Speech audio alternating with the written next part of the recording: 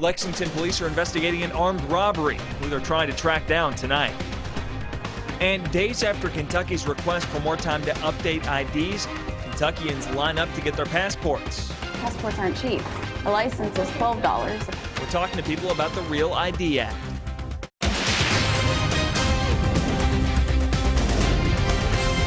This is WKYT News at 6. If Big Blue Madness wasn't enough basketball, UK fans are in luck tonight. Thanks for watching WKYT News on the CW Lexington. I'm Sean Moody. It is a double dose of Kentucky basketball this weekend. Well, kind of anyway. Downtown Lexington is packed right now with people trying to get to tonight's preseason NBA game between the Washington Wizards and the Sacramento Kings. We'll be right back to that in just a minute. WKYT's Caitlin Sentner is live outside Rupp Arena with our top story at 6. Caitlin, everything running smoothly downtown so far? She'll be feeding actually in a minute, I'm being told. But first of all, before we get to that game, we've got a crime tracker alert to pass along to you tonight. Want to let you know about this robbery that just happened in Lexington today. Lexington police are searching for a man wanted for an armed robbery this afternoon. Police say that man walked into the Dollar General on Southland Drive with a gun and demanded cash. WKYT's Sabira Rayford's at the scene. The manager here says they've been at this location for 3 years and never had a robbery.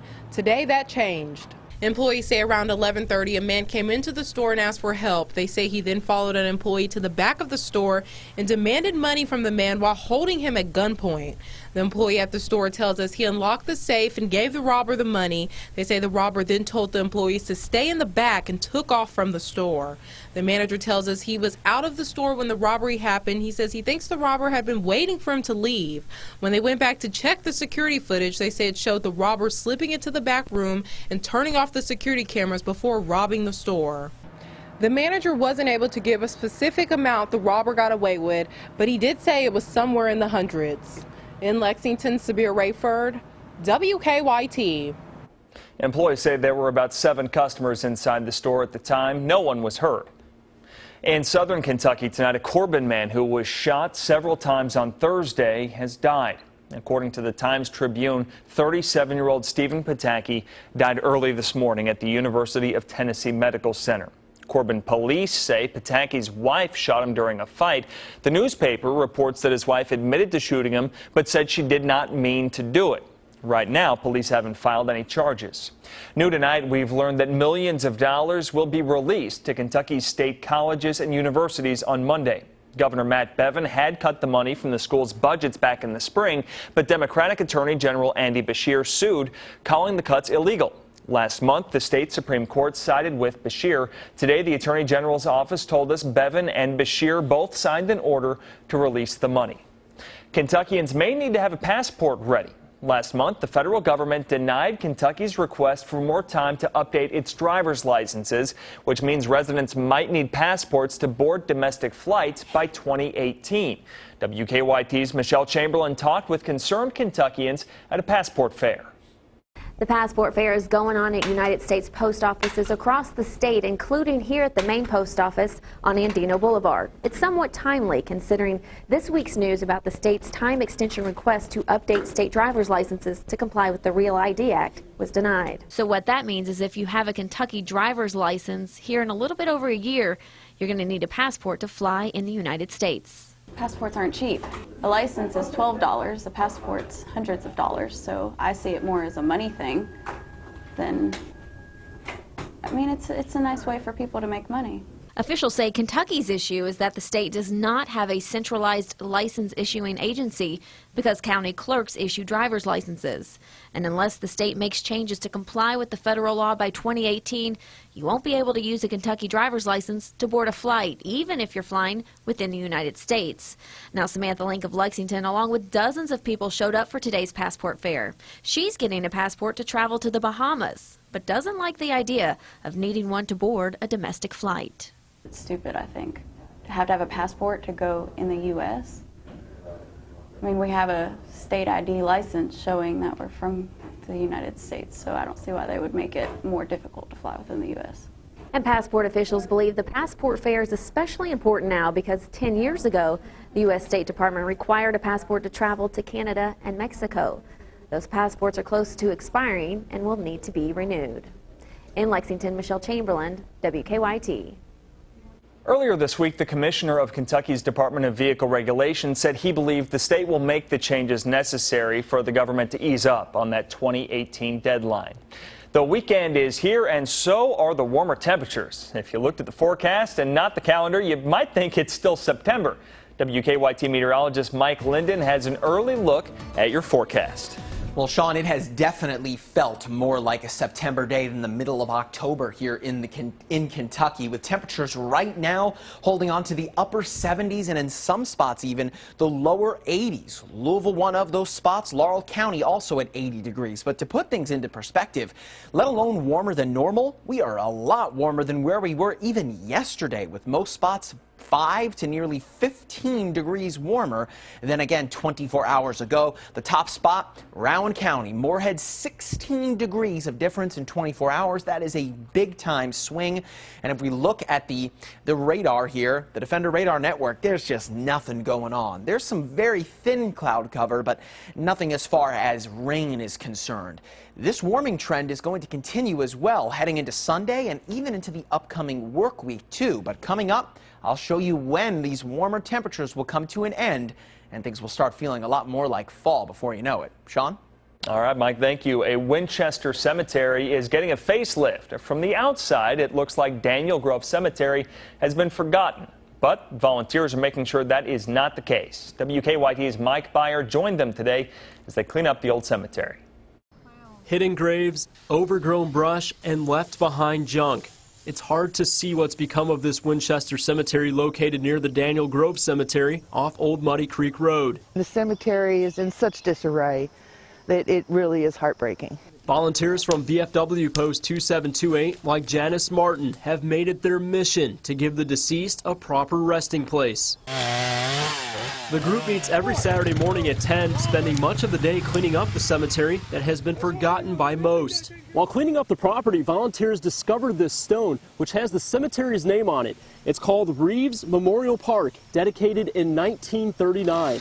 Martin says research on the old cemetery shows it was a burial ground for many black families in the county. Most of the tombstones can't be seen at all, but the ones that are visible show the names of people buried from the late 1800s to the mid-1960s. There are babies in here, there's men and women and veterans. Veterans of both World Wars and even the Spanish-American War. This is William Taylor, Private 48th U.S. Volunteer Infantry. Martin says these heroes deserve more respect than this. These men did everything they could and gave the ultimate price, and this is the way they're being treated. With such a large area to clean up, one of the biggest problems these volunteers face is manpower and equipment power. As for these people who are donating their time, Martin says it gives her hope for the future of the cemetery.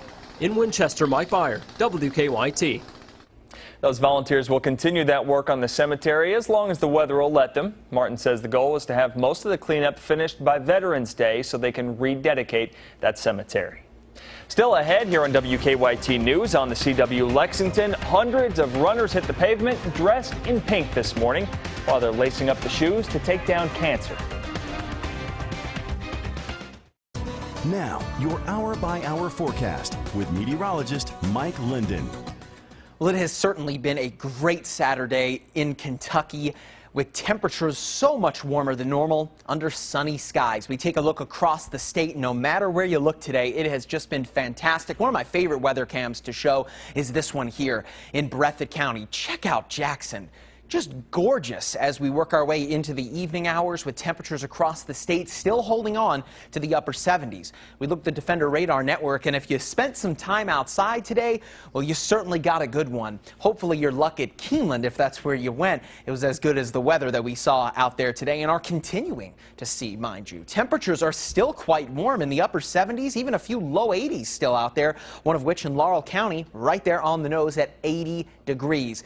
This is a good 15 degrees or so warmer than where we were just yesterday, and normal for this time of year is right around the upper 60s. So we are well past that mark, continuing to hold on to that warmth. Your Sunday looks very similar to where we were and where we still are throughout your Saturday. Temperatures returning to the lower 80s for daytime highs. Again, normal, the upper 60s.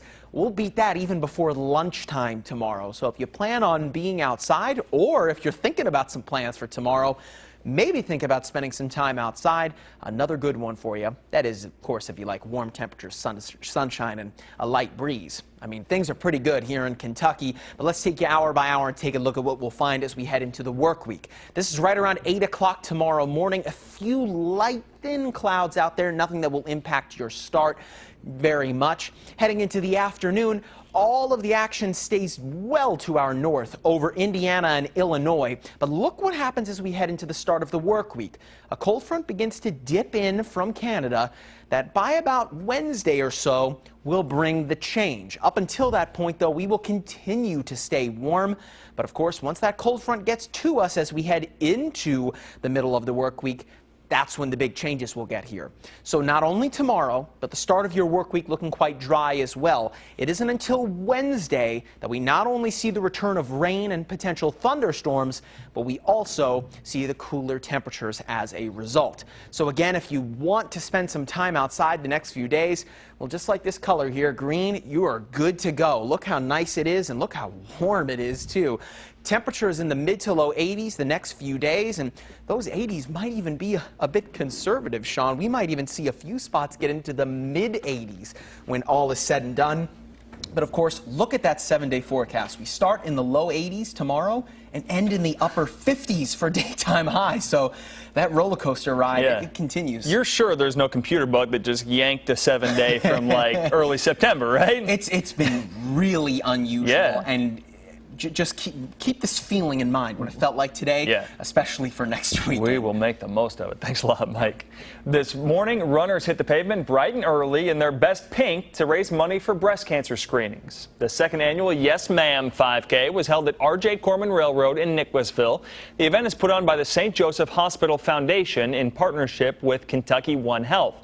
The Yes Ma'am program is a critical component in the fight to detect breast cancer early.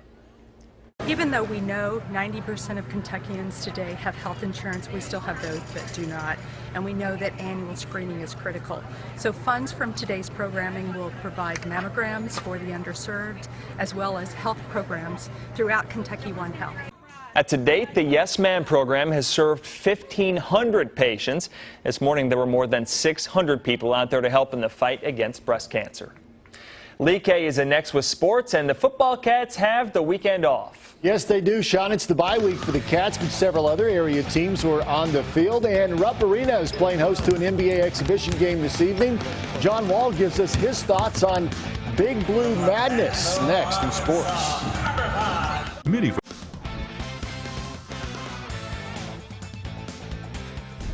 As ring announcer Michael Buffer put it, let's get ready for round ball. The season's still a few weeks away, but Wildcat fans got the basketball spirit going last night. Once again, it was an outstanding production put on for Big Blue Madness for both the men's and the women's programs. Coach John Calipari invited all former players up on stage with him, and his message was about family. We learned to chase our dreams together until they're all achieved. Our latest journey together begins tonight. This season, our 114th season, marks the next step for these players, all striving for team greatness as they chase their lifelong dreams. This, my friend, is what family is all about. Well, that was last night in Rupp Arena, and the NBA returns to Rupp Arena tonight. John Wall and the Wizards will take on DeMarcus Cousins, Willie Cauley-Stein, Skal Labissière, and the Kings at 7 o'clock. Wall and his teammates attended Big Blue Madness last night, and he said it's always fun coming back to Lexington.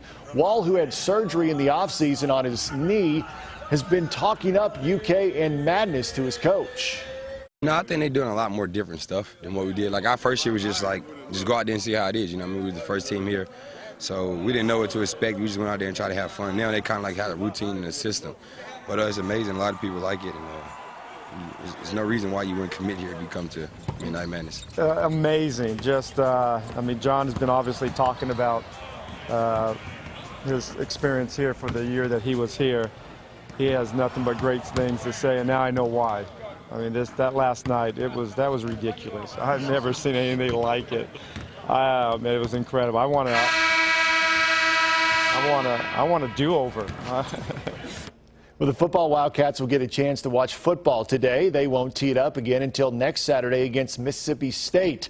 Quarterback Steven Johnson has struggled over the past couple of games with the throws, and he said that he hurt his wrist against Florida. Now, Johnson said that the open date comes at an important time. It's nice to have a bye week, definitely. To have everybody get their legs back, you know, kind of get some of these soreness and aches out of our bodies, and just to work on some treatment as well. So that's pretty nice to have a bye week this week. Yeah. I'm just the type of person, whoever is next, and you know the bye week's next, so you know we're gonna take full advantage of this bye week. You know, recuperate, get get more detail oriented, just get focused during the week so we can come out and play hard next week. Homecoming day at Morehead State University, complete with a king and a queen and a football game. Eagles hosting Marist. Game tied at 7. First quarter, Austin Gayhafer with the quick screen pass to Jalen Elliott, and he does the rest. 43 yards on the touchdown.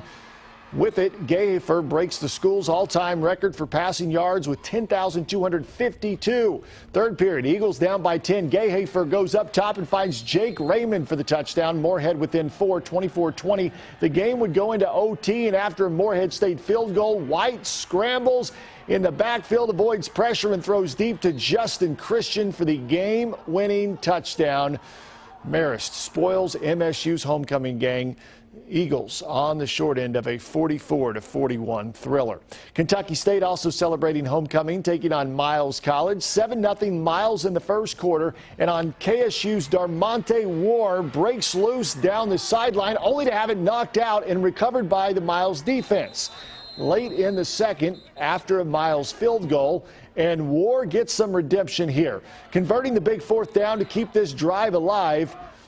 This sets up a 9-yard thoroughbred touchdown pass courtesy of Jules St. G to Charles Johnson to cut it to 10-7 Miles, and Kentucky State completes the comeback and holds on to win 28-24. Fantastic finish in today's feature out in Keeneland. The $500,000 Queen Elizabeth II Challenge Cup Stakes for 3-year-old fillies. Kurt Becker brings them home. Hawksmoor, the leader, catch a glimpse, is beaten, and here's Time and Motion, and here's Harmonize running late on the extreme outside. Hawksmoor has the lead. Time and Motion fighting on but second. Harmonize is third. Hawksmoor, Time and Motion. Incredible finish, and Harmonize, multiple horse photo finish for the win in the Queen Elizabeth II Challenge Cup in 1:50. And what a finish that was there. Time and Motion just edging Harmonize and Hawksmoor for the win in the Queen Elizabeth II Challenge Cup. That's it for sports. We're back with more after this. Tonight's Powerball jackpot, $122 million, and Tuesday night's Mega Million jackpot is $20 million. Downtown Lexington is packed right now if you haven't been down there. That NBA preseason game between the Wizards and the Kings kicks off in about a half hour. It's so busy, in fact, that we can't even get our live shot to pick up a signal. But this is some video we got from down there at Rupp Arena as all of these Cats fans are trying to get in. They're all going to get in there and see, I think, 4 former Wildcats play in there. And Kings and the Wizards. That's right. Our Caitlin Center is bringing some video back for us for 7 o'clock. So hopefully we're going to be on WKYT after football, and we'll be able to show you a little bit more down there. Now, of course, we're talking about all these people downtown Lexington. Here's a look at the traffic. You can see red and orange all over the place down there. So if you're heading into downtown Lexington and you didn't know about the NBA game, well, you're going to find yourself sitting on the streets for a little bit. But at least the weather's nice while you're out there. Most definitely. I mean, we're looking at some of the nicest weather that we've had in quite a while, and some of the warmest temperatures we've had in quite a while. Right now, still in the upper 70s. Tomorrow, more of the same. Living up to its name, a sunny Sunday for us in the Commonwealth, continuing to warm up into the start of the work week as well. I mean, almost 20 degrees warmer than where we should be for this time of year. We will take that. Thanks, Mike. Thank you all for joining us. And remember, our next newscast is at 11 o'clock, and the news is always on WKYT.com. Have a good